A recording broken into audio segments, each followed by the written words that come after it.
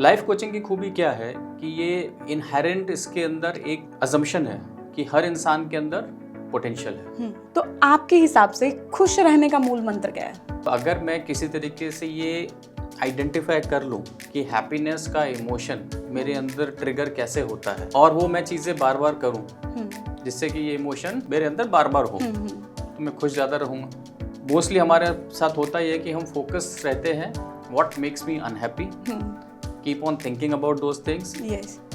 And when we keep on thinking about what makes me unhappy, I will be unhappy. देखिए अगर कोई repeatedly fail हो रहा है या किसी को फेलियर ज़्यादा मिल रही है तो मेरे अकॉर्डिंग उसको मोटिवेशन से ज़्यादा जिस चीज़ की ज़रूरत है वो है रिजल्ट्स। हमको हमारा माइंडसेट कैसे चेंज करना है कि नहीं इस बार नहीं होगा ऐसा? Work with a coach. तो एक बड़ी प्रॉब्लम है fear of failure. Fear of failure से निकलने का एक वन ऑफ द तरीका है कि face your failure. Self doubt को कैसे कम करें? देखिए सेल्फ डाउट को कम करने के लिए पहले समझना जरूरी है कि सेल्फ डाउट आ क्यों रहा है। कि मुझे कुछ अचीव करना है लेकिन मैं क्या अचीव कर सकती हूँ ये मुझे कैसे क्लियर हो? देखिए लाइफ में क्लैरिटी लाने के लिए जो दुनिया करती है उससे उल्टा करना है। दुनिया को समझने से पहले अपने आप को समझना है और अपनी सोच को मतलब ग्रोथ ओरिएंटेड बनाना है मुझे। ठीक है, तो मुझे ऐसे क्या स्टेप्स लेने चाहिए कि वो ग्रोथ ओरिएंटेड रहे? तो अगर तो मैं कंज्यूम करूंगा राइट कंटेंट जो कि ग्रोथ ओरिएंटेड है, पॉजिटिव है और मैं अपने आप को सराउंडेड रखूंगा राइट काइंड ऑफ पॉजिटिव, तो मेरे थॉट्स नेचुरली वैसे ही आएंगे। वो कहावत भी है ना, you are an average of 5 people you are surrounded with. एक अच्छा लीडर बनने के लिए हमारे अंदर क्या क्वालिटीज होनी चाहिए? आप एक अच्छा लीडर तब बनते हैं जब लोग आपको फॉलो करना चाहिए। सबसे मेन प्रॉब्लम है कंपैरिजन। अब मैं इसको कंपैरिजन ट्रैप बोलता हूँ कि कंपैरिजन ट्रैप से कैसे निकला जाए। आप जिस भी फील्ड में हैं वहाँ फोकस कीजिए। लाइफ टाइम मोटिवेटेड रखने के लिए क्या करना? लाइफ टाइम मोटिवेटेड रखने का एक ही तरीका है। एक पर्सन में ऐसी क्या क्वालिटीज हों जिससे वो सोच सकता है कि मैं लाइफ कोच बन सकता हूँ? ये बहुत अच्छा क्वेश्चन। हमें कैसे पता चले कि मुझे इस समय पर लाइफ कोच से कांटेक्ट करना चाहिए? लाइफ कोच की जरूरत आपको 2 सिचुएशंस में रहती है। आज के टाइम में सबसे ज्यादा केस किस टॉपिक से रिलेटेड आ रहे हैं? व्यूअर को कोई मोटिवेशनल कोट आप कहना चाहें? हाँ, एक मोटिवेशनल कोट दूंगा जो आई थिंक मेरी वेबसाइट पे भी और मैं बिलीव भी करता हूँ। Hello everyone, this is Swati और आप सभी का स्वागत है हमारे podcast channel the spotlight with Swati में। अगर आपको हमारी वीडियोस पसंद आ रही हैं तो वीडियो को लाइक और चैनल को सब्सक्राइब जरूर कीजिएगा। और आज जो मेहमान हमारे साथ जुड़ने वाले हैं वो एक लाइफ कोच हैं जो लोगों की जिंदगी में पॉजिटिव चेंज लाने का जुनून रखते हैं। और आज वो हमें बताएंगे कि कैसे हम अपने डर को दूर करके सपनों को हकीकत में बदल सकते हैं। तो आइए स्वागत करते हैं लाइफ कोच मिस्टर ललित का। हेलो सर, स्वागत है आपका हमारे podcast channel the spotlight with Swati में। Thank you Swati ji for inviting me. तो सबसे पहले मैं ये पूछना चाहूँगी कि आपने लाइफ कोच बनने का कैसे सोचा? काफ़ी अच्छा क्वेश्चन है बट इसका आंसर थोड़ा सा लेंदी रहेगा। To be frank, life coach बनने का नहीं सोचा था। I was a salaried employ, काम कर रहा था।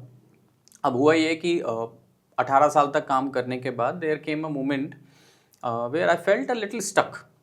मुझे नहीं समझ में आ रहा था आगे क्या करना है, बट क्लैरिटी नहीं थी कि आगे क्या करूं, क्या कैसे बढ़ूं। उस मोमेंट पे I came across coaching and to be precise life coaching. तो मैं खुद इस प्रोसेस के थ्रू गया, मुझे काफ़ी क्लैरिटी मिली, मुझे समझ में आया कि मुझे आगे क्या करना है।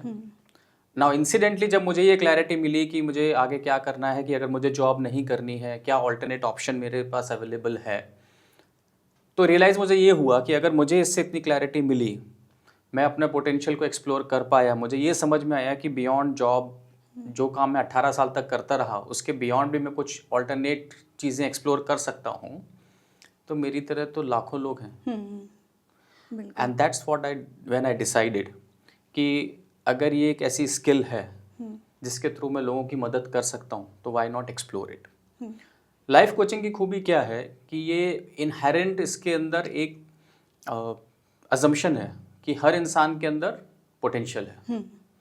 It works on the premise कि all of us have got a potential. अब दिक्कत ये होती है कि वो पोटेंशियल एक्सप्लोर नहीं होता कि आपके अंदर भी पोटेंशियल है, मेरे अंदर भी पोटेंशियल है, बट हम सब लोग उस पोटेंशियल को टच नहीं कर पाते हैं। अब ये क्यों होता है? क्योंकि हमारे अंदर कुछ ना कुछ रेजिस्टेंसेस रहते हैं। तो लाइफ कोचिंग एक ऐसी स्किल है, प्रोसेस है, जिसके थ्रू हम उस पोटेंशियल को मिनिमाइज कर पाते हैं। और जब हमने उस रेजिस्टेंस को मिनिमाइज कर दिया तो क्या हुआ, हमारा पोटेंशियल बढ़ गया, हमारी परफॉर्मेंस पीक कर जाती है। ओके।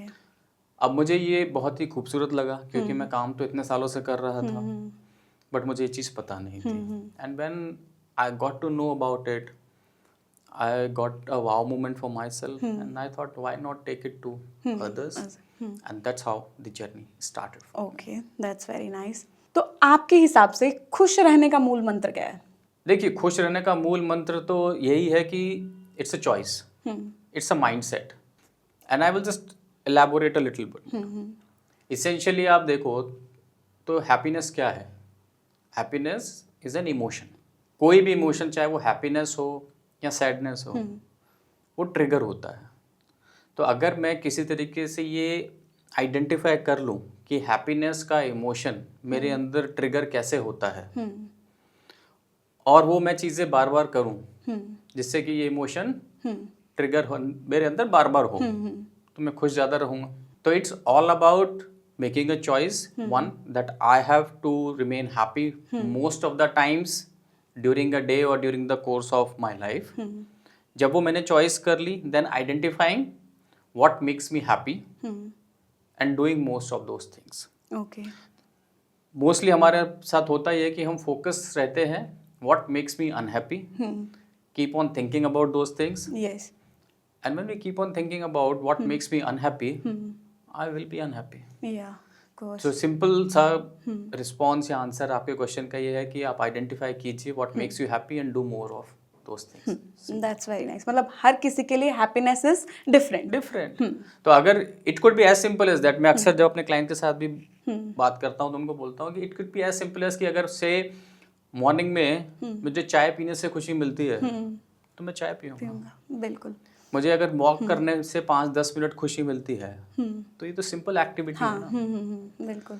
तो आप वो एक्टिविटीज जिससे आपको खुशी मिलती है वो अगर ज़्यादा करेंगे जो आपके कंट्रोल में है, अब कुछ चीज़ें आपके कंट्रोल में नहीं होंगी और वो अपने आप होंगी, बट अगर आप एक वेइंग स्केल पर रखें कि number of activities which give you happiness and the number of activities which give you unhappiness, आप क्या ज़्यादा कर रहे हैं, that will decide whether you are happy for most of the times और you are unhappy for most of the times. तो आज के टाइम में फेलियर्स बहुत लोग फेस कर रहे हैं, पता नहीं वो खुद से इसको फेलियर मान रहे हैं या जो कुछ भी है, मतलब फेलियर को साइड पे करके वो खुद को मोटिवेट कैसे करें? देखिए, अगर कोई रिपीटेडली फेल हो रहा है या किसी को फेलियर ज़्यादा मिल रही है तो मेरे अकॉर्डिंग उसको मोटिवेशन से ज़्यादा जिस चीज़ की ज़रूरत है वो है रिजल्ट्स की। बिकॉज मेरा ऐसा मानना है कि nothing motivates you like results. मैं अगर किसी को मोटिवेट भी कर दिया तो वो हो सकता है कुछ टाइम के लिए चार्ज अप हो जाए, बट उसको रिजल्ट नहीं मिलेंगे, वो फिर से बैठ जाएगा। तो अगर किसी को कंसिस्टेंटली फेलियर मिल रही है तो उसका कुछ ना कुछ रीजन होगा। हम सभी के कुछ ना कुछ पैटर्न्स होते हैं। So for example, if say a person is getting repeatedly failure, तो what is the pattern? This pattern could be कि this person is either not putting the required effort. तो the pattern could be distraction, कि ये कुछ अलग ही चीजें कर रहा है। It could also be कि ये effort डाल रहा है but not putting the effort into the right direction. Or the pattern could be कि this person is putting the right effort, getting opportunities also, but जब अपॉर्चुनिटीज फ्रुक्टिफाई होने वाली होती हैं तब ये कुछ ना कुछ ऐसा करता है कि सेबोटाज कर देता है, सब कुछ ही खराब कर देता है। So what is that pattern, वो समझना जरूरी है। And once that pattern is identify, फिर उसको ब्रेक करना। अब ये दो तरीके से हो सकता है। अगर तो आप खुद से कर सकते हो then do it, but in most cases ये मुश्किल रहता है और वहाँ पे आपको एक कोच मदद करता है। तो when I work with my clients, this is one of the areas where we work, helping the clients identify their patterns, कि what patterns are coming into their way because of which they are feeling stuck, कि वो उनको बीच में क्यों रोक रहे हैं बार बार। और एक बार वो हमने पैटर्न अगर आइडेंटिफाई करके सही से ब्रेक कर दिया, then they are on their way. Okay तो आप मुझे कुछ ऐसा पैटर्न बताएंगे, मतलब कोई भी क्लाइंट विदाउट नेम, हाँ। कोई भी पैटर्न मतलब जो आपने आइडेंटिफाई किया कि इस प्रॉब्लम की वजह से उसको ये फेस करना पड़ रहा था? एक बताता हूँ, एक हमारी क्लाइंट थी, उनका रिलेशनशिप इशू था। ओके, तो she got married twice okay. And then उनका ब्रेकअप हो गया या डिवोर्स हो गया। Third time she got into relationship. Okay. The person was very good, she was very happy, and then when she came to me she said कि ये person बहुत अच्छा है, everything is good about this person, but I know ये relationship ज़्यादा दिन चलेगा नहीं because it always happens with me. Okay, मतलब वो माइंडसेट बन गया उसका। अब ये उनका पैटर्न था। उनको somehow because of her past experience उनको ये लगता था कि the relationships are not meant for me, they are not going to last long. When we worked on that pattern, she was able to break it, okay. and then she was able to continue with that relationship for long, जो कि past में नहीं हो पाया था। So this was the pattern, because if you continue thinking about it कि ये नहीं होगा तो आप कुछ ना कुछ तो ऐसा करोगे। बिल्कुल। Because back of the mind you are very sure कि this is not meant for me. Similarly, we have seen this in professional areas also, where you might get an opportunity.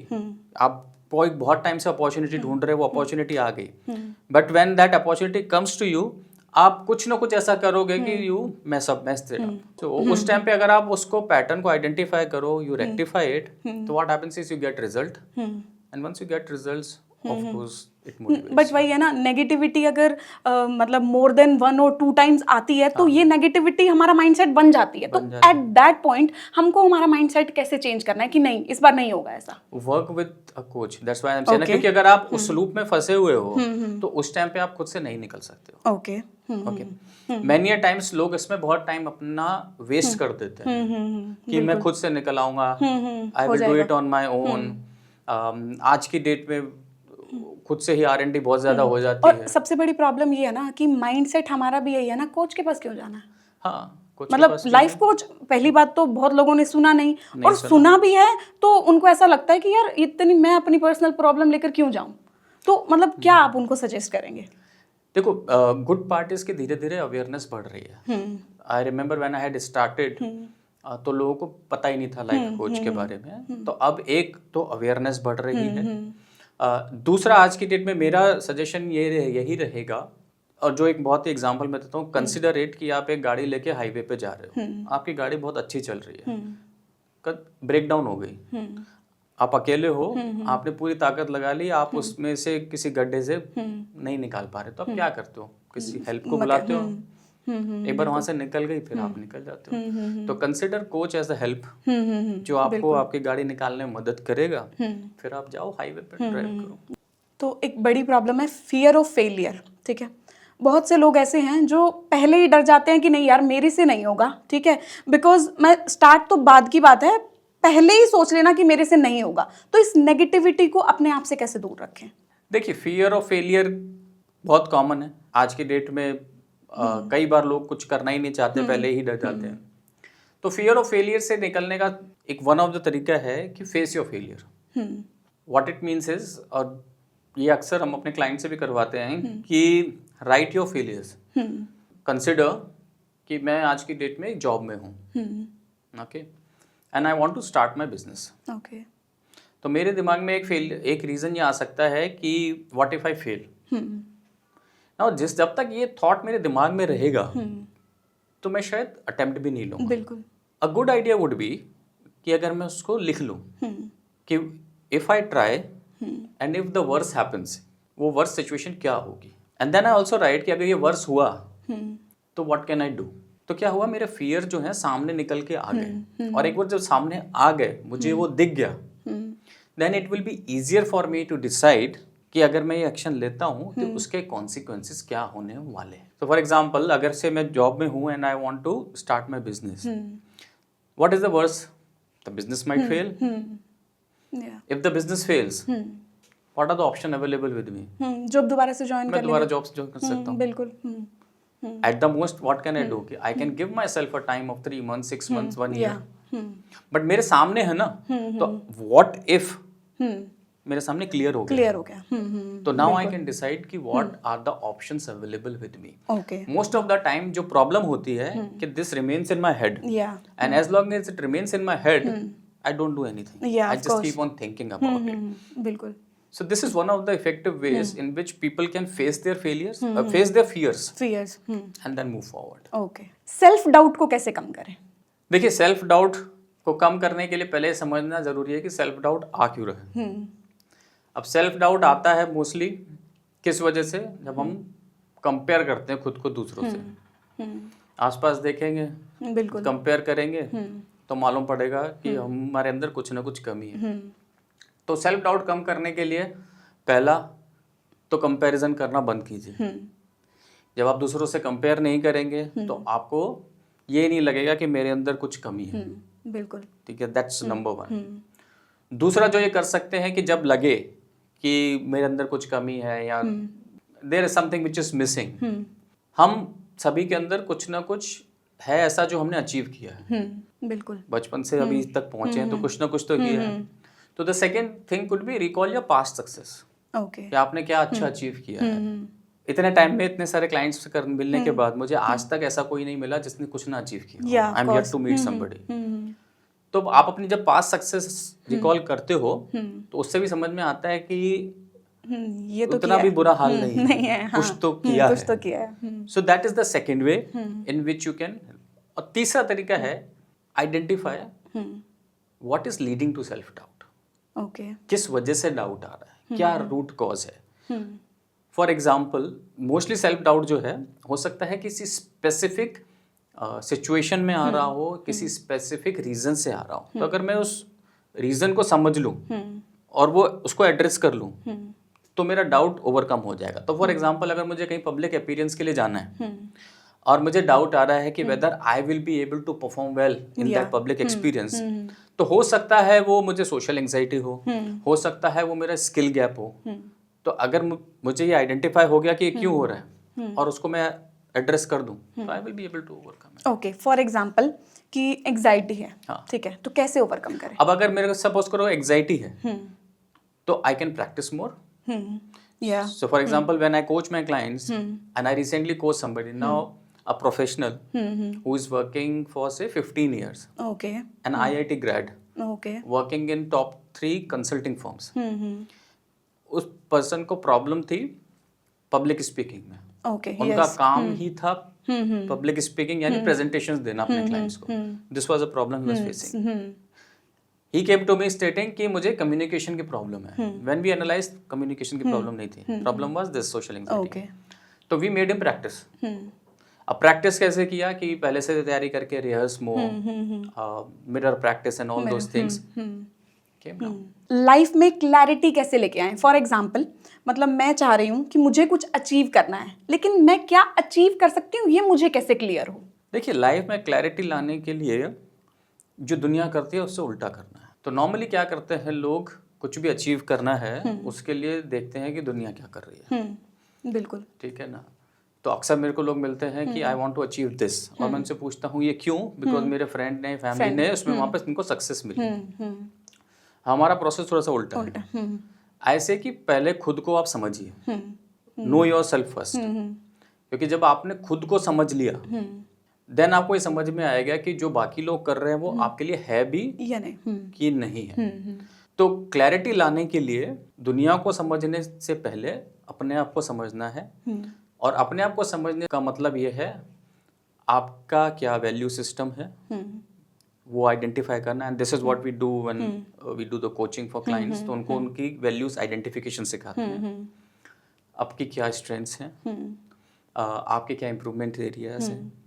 अगर वो आपको एक बार मालूम पड़ गया देन आपके लिए चॉइसेस करना लाइफ में इजी हो जाता है, और आपको क्लैरिटी बहुत मिल जाती है। तो आपको प्रोफेशन चूज करना है तो आपको मालूम है कि ये मेरे से अलाइंड भी है कि नहीं। आपको अपना लाइफ पार्टनर भी चूज करना है तो आपको समझ में आता है whether this person is meant for मी। आपको फ्रेंड्स चूज करने हैं समझ में आ जाता है।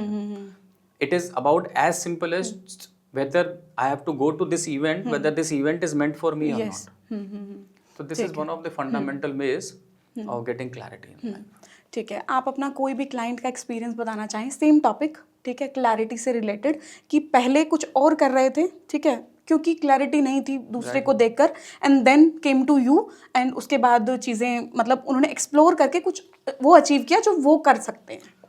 एक प्रोफेशनली बताता हूँ और एक रिलेशनशिप का बताता हूँ।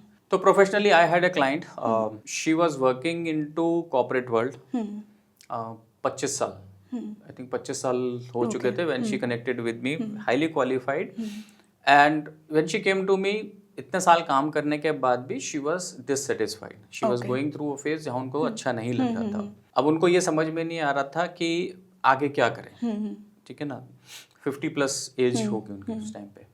Now once she got a clarity, she was able to make a move, okay, job छोड़ा at that age, and she started with her own practice. Okay, तो she was a qualified chartered accountant, okay, but अपना नहीं किया था, she was always into job, तो she made a switch, okay, she was able to decide कि हाँ this is meant for me. So that is one professional example. Number two, with respect to relationship, so I coached one of the girls, जो कि कुछ उनका breakup हुआ था when she came to me. तो after that she was not in a good state. Coaching हुआ उनका.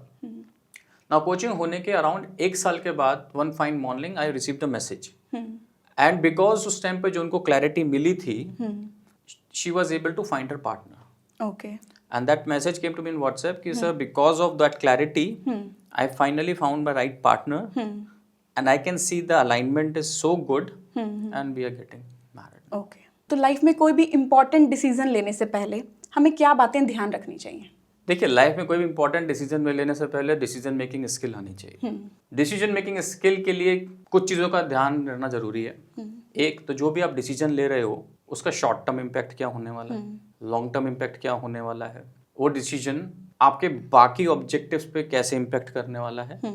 For example, अगर मैं चूज करता हूँ कि मुझे अपने हेल्थ या फिटनेस का ध्यान रखना है, तो वो मेरे हेल्थ और फिटनेस का जो भी रिजीवन में चेंज कर रहा हूँ वो मेरे बाकी शेड्यूल को कैसे इम्पैक्ट कर रहा है, मेरे वर्क को कैसे इम्पैक्ट कर रहा है। कहीं ऐसा तो नहीं कि मैं कुछ ऐसा कर रहा हूँ जिससे बाकी चीज़ें डिस्टर्ब हो जाएंगी।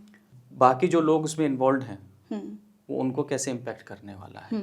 तो शॉर्ट टर्म, लॉन्ग टर्म, बाकी ऑब्जेक्टिव्स। नाउ अगर आप इन सब चीज़ों का ध्यान रख लेते हो तो then you are able to take a holistic decision. ठीक है, बहुत लोग ऐसे हैं जो इजीली डिसीजन नहीं ले पाते। फॉर एग्जांपल, एक शर्ट भी पसंद करने गए हैं, उनको 4 से 5 घंटे लग जाते हैं ये डिसाइड करने में कि मुझे ये शर्ट चाहिए। तो ऐसे लोगों को क्या करना चाहिए कि वो बेटर डिसीजन ले सकें? मोस्टली वो लोग इसीलिए नहीं ले पाते हैं क्योंकि उनके पास कोई डिसीजन मेकिंग लेने का फ्रेमवर्क नहीं होता है। तो नॉर्मली क्या होता है, जब हम डिसीजन लेते हैं या कोई भी लेता है तो हम यूनिडायरेक्शनल सोच रहे होते हैं। तो शर्ट का ही एग्जांपल लेते हैं। कंफ्यूज क्यों होते हैं? शर्ट तो पसंद आ रही है लेकिन प्राइस ज़्यादा लग रही है, ठीक है, या प्राइस बहुत अच्छी लग रही है, बहुत कॉम्पिटिटिव है, बट शर्ट उतनी पसंद नहीं आ रही है। अब इन दोनों के बियॉन्ड तो हम कुछ सोच ही नहीं रहे हैं कि शर्ट की यूटिलिटी है कि नहीं है, मेरे पास और शर्ट सेम कलर की कितनी है कि नहीं है, कितनी के ट्राउजर पे मैच करेगी कि नहीं करेगी, मुझे कितनी जरूरत पड़ेगी नहीं करेगी। Now if you are able to consider the other, इन दो के बियॉन्ड अगर हम सोच पाए देन डिसीजन मेकिंग आसान हो जाएगी। तो as a part of our coaching this is also what I help my clients understand. Decision making is a skill. तो अगर आप वो डिसीजन मेकिंग स्किल सीख गए, आपको वो फ्रेमवर्क समझ में आ गया, then it is very easy. मतलब किस टाइप का फ्रेमवर्क? सिंपल, जैसे मैंने बताया ना, ये आपको मैंने 4-5 पॉइंटर्स बताए थे। सो सिमिलरली अगर मैंने आपको फ्रेमवर्क बता दिया कि आपको ये डिसीजन लेना है, फॉर एग्जांपल से शर्ट लेने का, तो अब वो शर्ट लेने से इमीडिएटली आपको क्या फायदा होने वाला है, 6 महीने बाद इसकी क्या यूटिलिटी रहेगी, ये आप जो शर्ट ले रहे हो इससे आपको अभी और क्या इम्पैक्ट पड़ेगा, मतलब ये जो पैसा आप खर्च कर रहे हो, how is it going to impact your monthly budget, ठीक है, क्या इससे आपको और फैमिली के एक्सपेंसेस पे या आपके बजट पे कोई इम्पैक्ट पड़ रहा है कि नहीं पड़ रहा। Now if you look at it holistically, then it will be very easy for you. Okay, yes. अब नहीं, अगर आप वो नहीं देखोगे, if you are खाली 2 चीजों में अटके हुए हो, then it will always be. और अपनी सोच को मतलब ग्रोथ ओरिएंटेड बनाना है मुझे, ठीक है, तो मुझे ऐसे क्या स्टेप्स लेने चाहिए कि वो ग्रोथ ओरिएंटेड रहे? देखिए, जो सोच है हमारी वो है आउटपुट, उसका इनपुट है हम क्या कंज्यूम कर रहे हैं। अब मैं जब कंज्यूम करने की बात करता हूँ तो वो आ गया कंटेंट। वो कंटेंट हम सोशल मीडिया से भी कंज्यूम करते हैं, टेलीविजन से भी करते हैं, पढ़ते भी हैं और आसपास वाले लोगों से भी आते हैं। तो अगर मुझे पॉजिटिव थॉट्स चाहिए, ग्रोथ ओरिएंटेड थॉट्स चाहिए, तो मुझे अपना एनवायरनमेंट सेट करना पड़ेगा जिसमें मैं right kind of content consume कर रहा हूँ। तो अगर तो मैं कंज्यूम करूंगा राइट कंटेंट जो कि ग्रोथ ओरिएंटेड है, पॉजिटिव है, और मैं अपने आप को सराउंडेड रखूंगा राइट काइंड ऑफ लोगों से, तो मेरे थॉट्स नेचुरली वैसे ही आएंगे। वो कहावत भी है ना, you are an average of 5 people you are surrounded with. तो अगर मेरे 5 क्लोज मित्र ग्रोथ ओरिएंटेड हैं, तो मेरी ग्रोथ उनके 5 के एवरेज के बराबर ही होगी। तो एक तो ये है, प्लस उसके अलावा whatever you are consuming, तो लोग सोशल मीडिया की बुराई करते हैं कि नहीं करना चाहिए, ऐसे कि अगर मॉडरेशन में आप कंज्यूम कर रहे हो और आप अच्छा कंटेंट कंज्यूम कर रहे हो तो वो आपकी ग्रोथ में मदद कर सकता है। आप किस तरीके की बुक्स पढ़ रहे हो, अगर वो ग्रोथ ओरिएंटेड है, मदद करेगा आपकी। तो this is a sure short way. The only thing is कि जो आप कर रहे हो वो करो, खाली उसकी क्वालिटी चेंज कर दो, कि खाली एंटरटेनमेंट ना देख करके थोड़ा सा डेवलपमेंट ओरिएंटेड कंटेंट आप देखिए। ओके। एक अच्छा लीडर बनने के लिए हमारे अंदर क्या क्वालिटीज होनी चाहिए? देखिए, मेरा मानना है आप एक अच्छा लीडर तब बनते हैं जब लोग आपको फॉलो करना चाहें। हम अगर अपना खुद का एग्जाम्पल देखें तो हम किसी को भी फॉलो तब करना चाहते हैं जब हमें कोई चीज़ उनकी अच्छी लगती है, और यूजुअली हमें लोगों की ह्यूमन क्वालिटीज़ ही अट्रैक्ट करती है। ठीक है, तो अच्छा लीडर वही बनता है जिनके अंदर ह्यूमन क्वालिटीज़ होती हैं।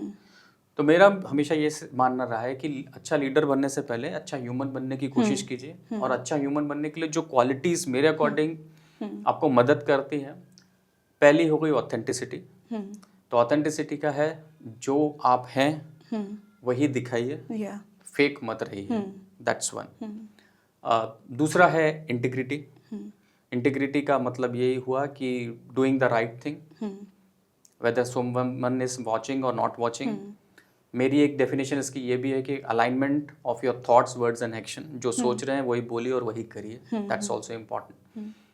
तीसरा एम्पैथी, कि दूसरों के लिए भी आप थोड़ा सेंसिटिविटी रखिए, उनको समझिए, that's also very important.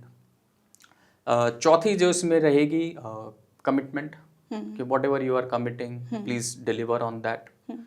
And fifth अगर आप मेरे से पूछेंगे तो नॉर्मली जो लीडर्स के अंदर मैंने देखा है, they are very disciplined as well. अब मेन क्वेश्चन ये, क्या हर कोई लीडर हो सकता है? हाँ जी, everybody could be leader, and I think leadership starts with self leadership, because अगर आप अपने आप को लीड कर रहे हैं अपने आप से अच्छे से, you are satisfied with yourself, the way you are leading your life, of course then you can lead others too. Okay. Many a times when I meet people, वो खुद से ही satisfied नहीं होते हैं। बिल्कुल। तो अगर आप खुद से satisfied नहीं हो, that means you are not leading yourself competently, तो फिर आप दूसरों को लीड करने के लिए भी रेडी नहीं हो। तो anybody could be a leader. ठीक है, तो किसी भी फील्ड में सक्सेसफुल होने के लिए हमें क्या करना चाहिए? देखिए, किसी भी फील्ड में सक्सेसफुल होने के लिए पहले तो ये आइडेंटिफाई करना चाहिए कि वो फील्ड आपके लिए है भी कि नहीं है। तो जो मैंने जैसे पहले बताया, पहले आइडेंटिफाई करना कि whether you are meant for that field और नॉट। अगर वो आपका राइट सिलेक्शन हो गया, देन आपका काफ़ी सारा काम पहले ही हो जाता है। ठीक है, इसमें मैं एग्जांपल लेती हूँ। फॉर एग्जांपल, मैंने पॉडकास्ट स्टार्ट किया, ठीक है, मैं कैसे पहचानूं कि मैं इसके लिए बनी हूँ या नहीं बनी हूँ? सो अगर आपने से अपनी स्ट्रेंथ्स का एनालिसिस कर लिया, पहले आपने अपना वैल्यू सिस्टम भी आइडेंटिफाई कर लिया, एंड देन यू सी कि अगर आप से पॉडकास्ट करते हो, आपकी जो स्ट्रेंथ्स हैं वो मैच कर जाती हैं, आपका जो स्किल सेट है वो पॉडकास्टिंग से मैच कर जाता है, then you will be successful in this. Okay. आपको एफर्ट कम लगेगा। ठीक है, एक एग्जांपल देता हूँ मैं पब्लिक फील्ड से। एक बहुत बड़े ओलंपिक स्पोर्ट्समैन हुए हैं, माइकल फेल्प्स। इन्होंने 28 मेडल जीते हैं, हाईएस्ट हैं अभी तक के, और ये बहुत बड़े स्विमर हुआ करते थे यूएस के। अब ये बहुत मेहनती थे, काफी अपने स्किल में निपुण थे, तो ये तो एक है ही, बट ये इसलिए भी कर पाए क्योंकि ये जिस स्पोर्ट्स में थे, इनकी बॉडी का जो स्ट्रक्चर था उस स्पोर्ट्स में सपोर्टिव था। ओके। तो अब स्विमर्स में क्या होता है कि आपको अच्छी स्विमिंग करने के लिए अगर आपका टॉर्सो यानी बॉडी का अपर पार्ट बड़ा है तो आप स्विम दूसरों से बेहतर कर पाते हैं। ठीक है। तो ये जब बचपन में स्विमिंग करने गए तो इनके पेरेंट्स ने सपोर्ट किया and he became a good swimmer. ये बास्केटबॉल भी खेलने गए थे। ओके। बट बास्केटबॉल में अगर आपने देखा हो नॉर्मली जिनकी लॉन्ग लेग्स होती हैं और अपर टॉर्सो कम होता है वो ज्यादा सक्सेसफुल होते हैं। तो अगर ये बास्केटबॉल खेलते तो शायद इतना सक्सेसफुल नहीं होते। ओके। सो कमिंग बैक, तो now you need to analyse कि अगर पॉडकास्टिंग के लिए जो स्किल्स चाहिए वो आपकी स्किल्स स्ट्रेंथ है कि नहीं है, जो क्वालिटीज चाहिए वो आपकी हैं कि नहीं है, वो मैच हो रहा है कि नहीं हो रहा है, it is aligned with your value system के नॉट। अगर हाँ तो then you have a greater chance of getting success with relatively less effort. Okay. Life में रिजेक्शन को कैसे हैंडल करें? One of the effective ways of handling rejections is life is to reframe it. Okay. Reframe का मतलब हो गया कि rejection जब आया तो उसको पर्सनली नहीं लेना है कि जब रिजेक्शन हुआ तो वो रिजेक्शन सिचुएशन बेस्ड है। ओके। इसको एग्जांपल से समझाता हूँ। मैं काफ़ी टाइम से कोचिंग और ट्रेनिंग कर रहा हूँ और ये अभी रिसेंटली हुआ तो ताज़ा है। तो जब मैंने ट्रेनिंग और फैसिलिटेशन स्टार्ट किया ना, तो जब मैंने फर्स्ट अपना सर्टिफिकेशन किया था तो मेरा टेस्ट हुआ where I gave some demo और मुझे सर्टिफिकेशन मिल गया कि आई एम अ फैसिलिटेटर। उसके बाद से मैंने बहुत सारी ट्रेनिंग्स डिलीवर कर दी, किसी ने मेरे से डेमो नहीं मांगा। ओके। या तो मेरी प्रोफाइल के बेस पे मेरा सिलेक्शन होता या मेरा किसी ने वीडियो देखा है ना। अभी 10 दिन पहले I got a call from a training company and they asked कि we want to interview and आपका एक डेमो भी देखना है। ओके। मैंने कहा ठीक है। मैंने डेमो दिया, फिर उसके बाद मेरे पास कॉल नहीं आया। तो मैंने उनसे पूछा and I was rejected. Now after doing this for so many times और देने के बाद मैं रिजेक्ट हुआ तो I had two options. One to take it personally on my ego कि how can they reject. Yes. Second is to look at it कि maybe मेरे स्किल सेट उनकी रिक्वायरमेंट से मैच नहीं किए एंड सी कि what was missing and I go ahead and work on it. So this is an option which is available with each one of us कि अगर मैं इसको पर्सनली दिल से लगा के बैठ जाऊं और फिर मैं लोगों को रीच आउट करने बंद कर दूं तो फिर तो मेरी दुकान बंद हो जाएगी। बिल्कुल। ओके। तो not taking it personally, learning from it कि हो सकता है उस दिन कुछ मिसिंग हो या जो लोग वो देख रहे हो उस दिन शायद मेरे पास नहीं हो।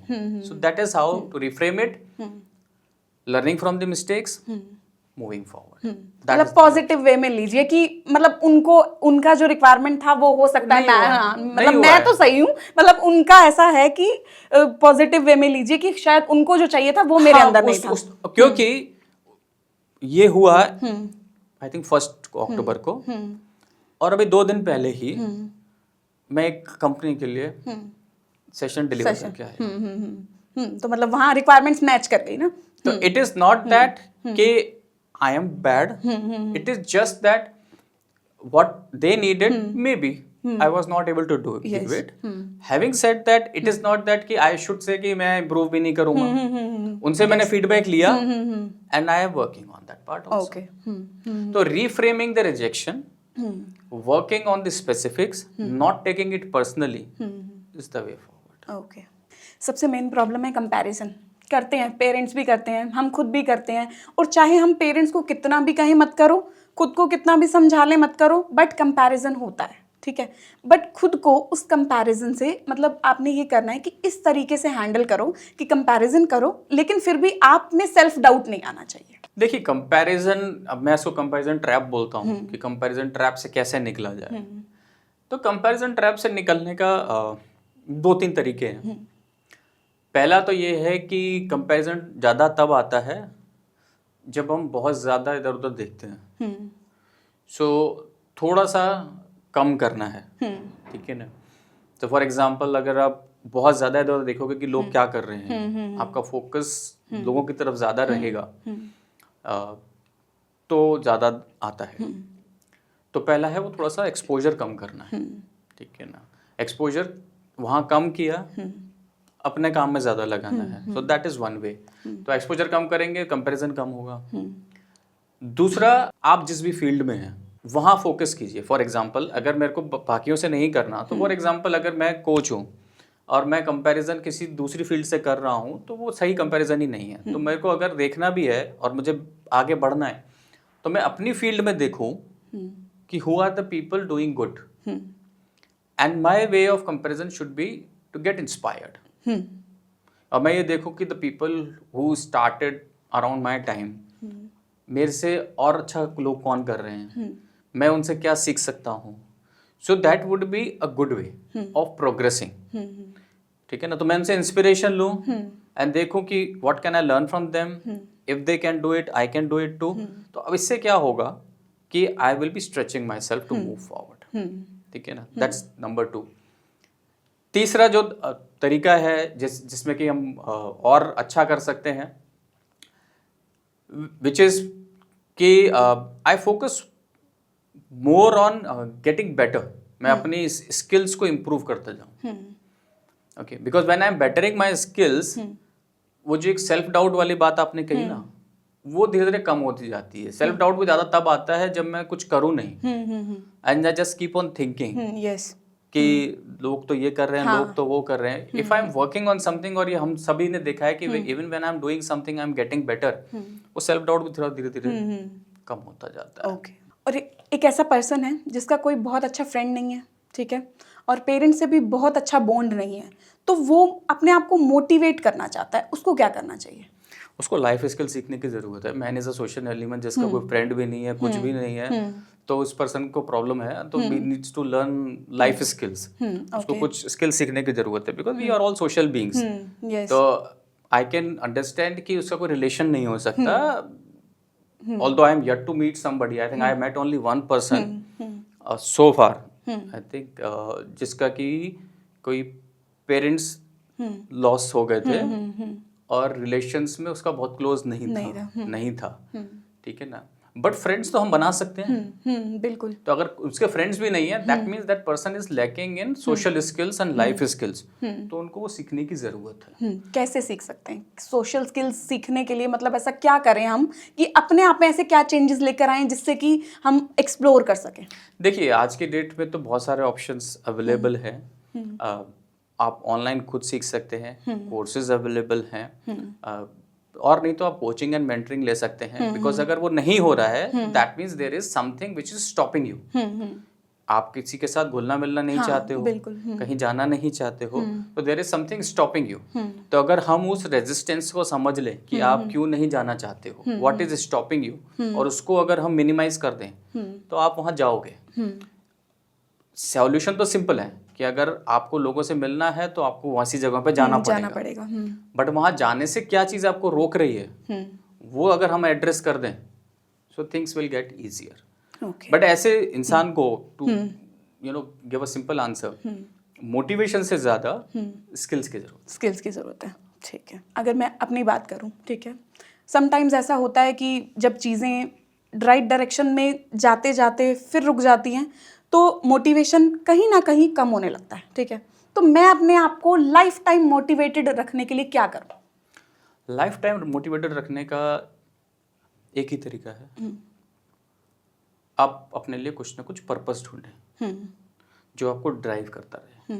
नॉर्मली हमारा मोटिवेशन डिप तब हो जाता है जब हमारे पास कोई लॉन्ग टर्म पर्पस नहीं रहता, which is driving me.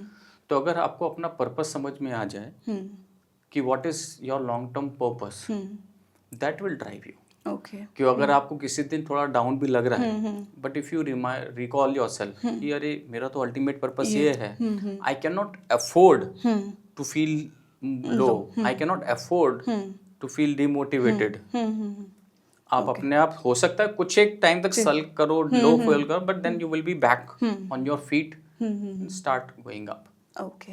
Life coach बनने का कोई स्पेसिफिक कोर्स होता है? हाँ, कोर्सेज होते हैं, ट्रेनिंग होती है, काफ़ी सारे इंस्टीट्यूशंस हैं, वहाँ से भी कराया जाता है। काफ़ी सीनियर कोचेस जो होते हैं आज की डेट में, वो भी आपको सर्टिफिकेशंस या ट्रेनिंग करवाते हैं। मतलब वर्कशॉप होती है? वर्कशॉप भी होती हैं, मंथ लॉन्ग प्रोग्राम्स भी होते हैं।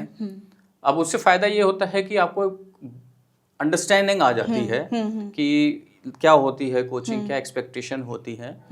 बट उसके बियॉन्ड होता ये है कि when you start as a life coach, तो जो भी आप कोचिंग देते हो या प्रोग्राम करते हो, तो वो आप अपना खुद ही क्रिएट करते हो। बट इससे ये है कि हाँ, आपको बेसिक्स समझ में आ जाते हैं। तो डिफरेंट बॉडीज हैं जो करती हैं, इंटरनेशनल बॉडीज भी हैं जो आपको इसमें सर्टिफिकेशंस देती हैं। ओके। एक पर्सन में ऐसी क्या क्वालिटीज हों जिससे वो सोच सकता है कि मैं लाइफ कोच बन सकता हूँ? ये बहुत अच्छा क्वेश्चन, क्योंकि स्किल्स तो आप सीख सकते हो लेकिन क्वालिटीज होना बहुत ज़रूरी है। देखिए, सबके डिफरेंट ओपिनियन हो सकते हैं, बट जो मैंने देखा है या जो मेरी ऑब्जर्वेशन है, एक कोच के लिए जो इम्पॉर्टेंट क्वालिटीज होनी चाहिए, पहली है ऑथेंटिसिटी। ठीक है, वो क्यों ज़रूरी है? ताकि क्लाइंट आप पे ट्रस्ट कर पाए। क्योंकि अगर वो ट्रस्ट नहीं बिल्ड होता तो कोचिंग एज अ प्रोसेस का जो वेरी पर्पस है वो डिफीट हो जाता है। That is one. सेकेंड बताऊंगा integrity and ethics. That is very very important, क्योंकि फेयर प्रैक्टिस ज़रूरी है। तीसरा आपका आ जाता है क्यूरियोसिटी। क्योंकि क्या है कि क्लाइंट जब आपके पास आते हैं तो उनके पास बहुत कुछ होता है एंड दे आर स्टक। तो आपके अंदर उनको जानने की क्यूरियोसिटी होनी चाहिए। कोचिंग के अंदर एक बहुत इंपॉर्टेंट चीज़ होती है क्वेश्चन पूछना। तो अगर आप क्यूरियस हो तो आप उनसे सही क्वेश्चंस पूछ सकते हो। Then you also need to be patience. Of course. ठीक है ना, कई बार उनके पास बोलने को बहुत कुछ होता है और मोस्टली हमारे पास आज की डेट में बहुत है, टाइम कम होता है, तो हम कई बार हड़बड़ी में रहते हैं। तो पेशेंस बिल्कुल बहुत चाहिए। Then it has to be service orientation, कि you are there to serve the client. तो वो एक चाहिए कि मेरा अपना एजेंडा मुझे सर्व नहीं करना है। Of course it's a profession, तो I am there to run it's a business, but service orientation होना बहुत ज़रूरी है। Then another important element is commitment. Okay, and lastly it has to be confidentiality. कि whatever the discussion is happening, जो मेरे और client के बीच में ही रहना चाहिए। बिना क्लाइंट की परमिशन के मैं किसी के साथ उनके बारे में उनका नाम वाम डिटेल्स डिस्क्लोज नहीं करूँ। तो ये बहुत कुछ इम्पोर्टेंट क्वालिटीज़ हैं, इम्पोर्टेंट है अच्छा कोच होने के लिए। ओके, ठीक है। तो हमें कैसे पता चले कि मुझे इस समय पर लाइफ कोच से कांटेक्ट करना चाहिए? लाइफ कोच की ज़रूरत आपको दो सिचुएशंस में रहती है। ए, तो जब आप लाइफ में स्टक फील कर रहे हो, और ये स्टक आप किसी भी एरिया में फील कर सकते हो। ये आपकी हेल्थ हो सकती है, रिलेशनशिप हो सकती है, करियर हो सकता है, या मनी हो सकती है। चार इंपॉर्टेंट एरियाज होते हैं। तो अगर आप किसी भी एरिया में स्टक फील कर रहे हो, यानी कि आप लग रहा है कि आगे नहीं बढ़ पा रहे हो, या तो नीचे जा रहे हो या बहुत टाइम से सेम स्पेस में घूम रहे हो, और आप लग रहा है कि खुद से ट्राई करके देख लिया, मतलब मैं जिसको बोलता हूँ घरेलू नुस्खे आपने ट्राई कर लिए सारे, कुछ नहीं हो रहा है, तो अब डॉक्टर के पास जाओ। So that's one. मोस्टली लोग इस सिचुएशन में जाते हैं। ठीक है। दूसरा जो प्रिफर्ड है, ये चीज़ ठीक चल रही है बट मुझे अपनी प्रोग्रेस एक्सेलरेट करनी है, तब आपको लाइफ कोच के पास जाना चाहिए। कि अगर ठीक चल रहा है, लाइफ कंफर्टेबल है, बट मुझे एक्सेलरेट करनी है चीज़, तो तब आप जा सकते हो। क्योंकि उस टाइम आप एक बेहतर सिचुएशन में होते हो चीज़ों को करने में। क्योंकि जब आप स्टक होते हो तो आपको एफर्ट ज़्यादा लगाना पड़ता है, और दूसरे वाले में एक्सेलरेट करना है आपको, तो एफर्ट थोड़ा कम लगता है। ठीक है। तो एआई ने आपके प्रोफेशन पे कितना इफेक्ट डाला? देखिए, एआई के आने से हुआ ये है कि लोग अपने आप ज़्यादा करने लग गए हैं R&D। जैसे कि चैट जीपीटी मुझे बताओ मैं डिप्रेशन में हूँ, मैं कैसे ठीक हो जाऊँ, और चैट जीपीटी कुछ ऐसा बोल देती है जो शायद ज़्यादा डिप्रेशन में डाल दे आपको। अब आज सुबह ही एक क्लाइंट के साथ मेरा डिस्कशन चल रहा था, तो उन्होंने क्या किया कि मेरी जो प्रोफाइल है, डिस्क्रिप्शन वो निकाली, उन्होंने वो एआई में डाली, और बेस्ड अपॉन दैट वो उससे पूछ रहे हैं कि इस प्रोफाइल के बेसिस पे you become my coach okay और आप मुझे एडवाइस कीजिए। ओके तो उन्होंने पर्सोना क्रिएट कर दिया कोच का बेस्ड अपॉन माय प्रोफाइल, और फिर वो उन्होंने मुझे निकाल के भेजा कि ये मैंने R&D ऑलरेडी कर ली है, आप ये देखिए। तो वो आपकी सोच से कितना मैच किया? हाँ, तो मेरी सोच से तो कुछ मैच नहीं किया। नहीं किया। How can AI do that? So I am saying कि एक तो ये हो गया कि people are trying to take help of AI for coaching ना। अब इससे दो नुकसान हो रहे हैं। एक तो अगर आपने भी AI यूज किया हो तो उनके जो रिस्पॉन्सेज हैं वो मोस्टली टेम्पलेटेड हैं, ठीक है। तो जो AI के क्रिएटर्स हैं, मैंने उनके भी इंटरव्यूज सुने, वो खुद मना करते हैं कि for these kind of services वो खुद यूज नहीं करते and they say no, don't use it, that's one. तो एक तो आपको राइट रिस्पॉन्स मिलेंगे, यू डोंट नो। दूसरा कॉन्फिडेंशियलिटी इश्यूज। यस तो जो मैंने आपको बोला ना कॉन्फिडेंशियलिटी वाला एक वन ऑफ द क्वालिटीज, ये आपका डेटा आप किसको दे रहे हैं और कितनों को दे रहे हैं आपको पता ही नहीं है। यहाँ जब आप एक कोच के सामने बैठे हो, there is only one person. यहाँ जब आप एक मशीन के सामने बैठे हो और आप अपनी जो उनके साथ जो भी डिटेल शेयर कर रहे हो, कौन से सर्वर्स पे जा रही है, कितनों के पास जा रही है, यू डोंट नो। तो it is not safe and it's not accurate. Okay मेरे पास काफी सारे क्लाइंट्स आए एंड उनसे मैंने पूछा, तो वो ये सब करने के बाद मेरे पास आए। अभी तक उतना इफेक्टिव नहीं है, पीपल आर स्टिल ट्राइंग। अब फ्यूचर में उतना वो इवॉल्व हो जाए तो आई डोंट नो। ओके अभी तक ऐसा सच कुछ इफेक्ट भी नहीं पड़ा। इफेक्ट मतलब यह है कि पीपल माइट बी डिलेइंग। हाँ हो सकता है कि वो जो चीज शायद 6 महीने पहले करना चाहिए वो नहीं कर रहे हैं। They are delaying their decision because they are try, क्योंकि फ्री है, चीप है। हाँ तो वो सारी चीजें हैं। आज के टाइम में सबसे ज्यादा केस किस टॉपिक से रिलेटेड आ रहे हैं? देखिए, मैं प्राइमरीली 2 डोमेन्स में ऑपरेट करता हूँ, एक पर्सनल ग्रोथ और प्रोफेशनल ग्रोथ। तो मेरे पास जो आता है mostly self doubt, confidence related आते हैं, जो इश्यूज पर्सनल ग्रोथ में ले आते हैं, और प्रोफेशनल में लीडरशिप रिलेटेड आते हैं, जहाँ की मैं एग्जीक्यूटिव कोचिंग प्रोवाइड करता हूँ। तो उससे रिलेटेड ही मेरे पास क्लाइंट्स ज़्यादा आ रहे हैं whom I am coaching। तो या तो पर्सनल डेवलपमेंट में आ गया या प्रोफेशनल डेवलपमेंट में आ गया। डिप्रेशन से रिलेटेड भी आ रहा है? इससे डिप्रेशन में मैं बहुत ज़्यादा नहीं डील करता, बिकॉज डिप्रेशन में unless it is very mild मैं सजेस्ट नहीं करता कोचिंग जाने के लिए, बिकॉज डिप्रेशन जो है it's more of a medical issue. तो मैं रेफर करता हूँ उनको मेडिकल प्रोफेशनल्स को। कोचिंग उसमें बहुत ज़्यादा मदद नहीं कर पाता। ठीक है। व्यूअर को कोई मोटिवेशनल कोट आप कहना चाहें? हाँ, एक मोटिवेशनल कोट दूंगा जो आई थिंक मेरी वेबसाइट पे भी और मैं बिलीव भी करता हूँ।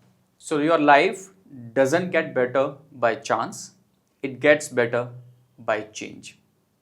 तो if you want to live a better life, please take action and change it.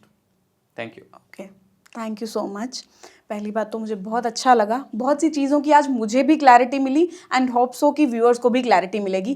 Thank you so much mister Lalit, आने के लिए बहुत बहुत शुक्रिया। Thank you Swati ji for inviting. Welcome. धन्यवाद। तो ये थे लाइफ कोच मिस्टर ललित, जिनसे आज हमने जाना कि परिस्थिति चाहे जैसी भी हो, पॉजिटिव सोच से आप जिंदगी में एक नया बदलाव ला सकते हैं।